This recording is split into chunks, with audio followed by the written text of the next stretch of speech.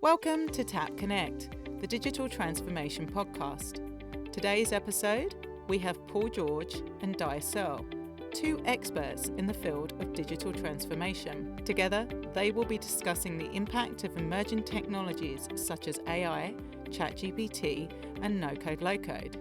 So join us as we explore the future of digital transformation in the facilities management sector. Hi, Paul. Hi, Di. Today we're chatting about FM trends and future predictions.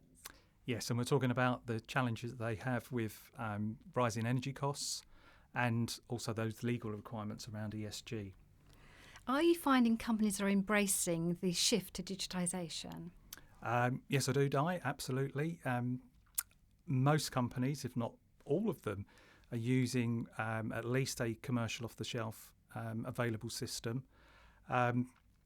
They are also using quite a lot of spreadsheet and paper process as well to pick up process where those commercial off-the-shelf systems or CAFM systems aren't quite meeting their requirements. They're falling short or they've got gaps.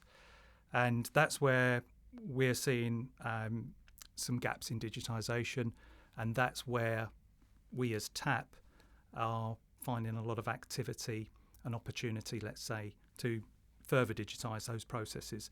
So in many cases, we're seeing digitisation happening around, they've got the commercial off-the-shelf system, but they have these gaps and are looking at that to digitise solely on its own as a separate body, or they might be looking at the whole CAFM system and say, well, really, it's kind of too much of a compromise for us. And then they are then looking at a sort of a much larger project in respect of replacing that with something else that's more capable. What types of processes are you seeing digitised? So, Di, the processes that we're seeing being digitised are permits to work, we're seeing timesheets, we're seeing health and safety checks is another one as well, and asset management, that's coming up quite a lot too. So, Paul, what issues do they face? So the issues that clients are facing predominantly are around logbook checks. So we've seen that quite a lot. I'm fresh actually out of a project where logbooks was the reason why they were talking to us. And the issue being that they've got a commercial off-the-shelf system. It has a function to actually manage logbook checks, except it's very clunky. It doesn't really work how they need it to work. It's not granular enough in its detail. It's unworkable, in fact, from what we saw. So they were managing that process outside of the commercial off-the-shelf system, the CAFM system, and they were managing it on paper forms and spreadsheets. And obviously that's just taking it backwards, the whole digitisation. So it's like 2 steps forward, they're digitising, yes, but 1 step back because what they've got kind of falls short, clunky in areas as well. And that's where we're able to help them. Paul, what technology are we using for the logbooks? So we're using no-code technology. No-code, for our audience that are listening and viewing, they might not know what that means. So just to quickly explain it, no-code is a software platform that we provide where you can build applications really quickly. It reduces what you call the software development life cycle, the SDLC. That can usually be weeks, months. I've heard it taking, over a year in some cases to bespoke build an application using a no-code system platform.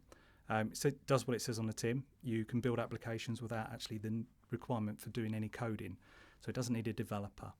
You can use what they call citizen developers, but these are people that haven't got development skills, or developers can use it because it's a tool that they can use to build applications really quickly, roughly 20 times quicker than sort of usual development. So what are the benefits of using no-code? So on no-code, you can build applications faster with smaller teams, and of course that means a much lower cost. What do you feel the future trends are for facilities management? Future trends for FM, 2 that come to the mind that I'm going to mention now would be IoT, that's the Internet of Things. It is a future trend. It's something that was a term, IoT, has been around a little while now, but there's not been that much adoption of it, and it's been quite an expensive thing to incorporate into facility systems. However, I think with rising energy costs, it's really got its place now. So putting sensors into buildings, temperature control, efficiency, and IoT devices that are constantly on and monitoring and can do the adjustments with the software in the background is definitely something for the future. And of course, the one big thing that's on everybody's lips is AI, artificial intelligence. So there is a future for that in facilities management, as there is in every industry. And this is where it can integrate through APIs into AI like ChatGPT, which we're hearing a lot about at the moment. And if you haven't, you need to have a look at that. It's very, very exciting and a little bit scary at the same time. But there are other AI technologies that are in the background. They're going to come to the foreground. So it's definitely the future for FM. We could talk about AI all day, Paul, but let's do that on another podcast. Totally agree, Di. Let's wrap it up now. Thank you. Thank you, Paul.